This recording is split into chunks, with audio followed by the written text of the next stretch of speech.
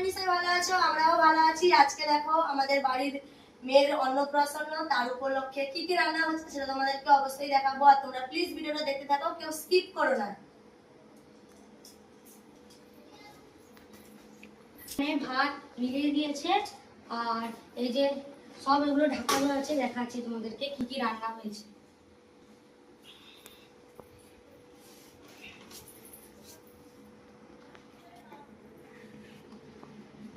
দেখো ভাত, এটা হচ্ছে ডাল, আলু ভাজা, মাছ ভাজা, চাটনি, আশেপাশে এখনো সবজি আছে।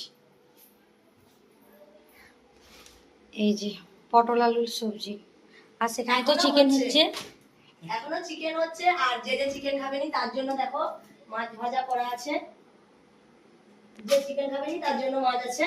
আর ওই পাশে চলো চিকেন হচ্ছে তোমাদেরকে দেখাবো, কারণ এখনো রান্না কমপ্লিট হয়নি। দেখো এখানে চিকেন হচ্ছে এখন।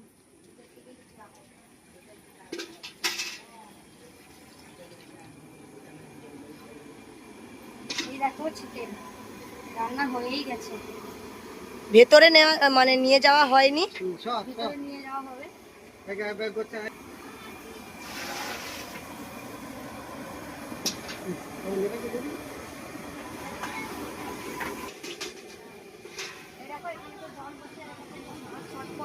তাই জন্য এখানে জল হাঁড়িতে ফুটছে এখন। আর যদি শর্ট করে চালটা দিয়ে দিলেই পট করে ভাত রান্নাটা হয়ে যাবে। এখানে জল বসানো আছে আর সেখানে চিকেন রান্না হয়ে গেছে, রান্না কমপ্লিট। এই দেখো এখানে পাঁপড় কাটা হচ্ছে, আমার পেশা পাঁপড় কাটছে, এখনো ভাজা হয়নি, পাঁপড়টাই বাকি আছে ভাজা হতে। আর এখানে পাপড় কাটা হচ্ছে, এখনো ভাই চিকেন নিয়ে যাচ্ছে। এই দেখো চিকেন রান্না হয়ে গেছে, মনে হচ্ছে তো খুবই টেস্টি হবে চিকেন রান্নাটা। আর দেখেই তো আমার মানে জিভে জল চলে এসেছে, কারণ লোক সবাই খেলে তারপরে তো খাবো বলো। বাড়ির লোককে আগে খেয়ে নেবো, মেয়ের আবার অন্নপ্রাশন, সবাই খাওয়ার পর তারপরে আমরা খাবো।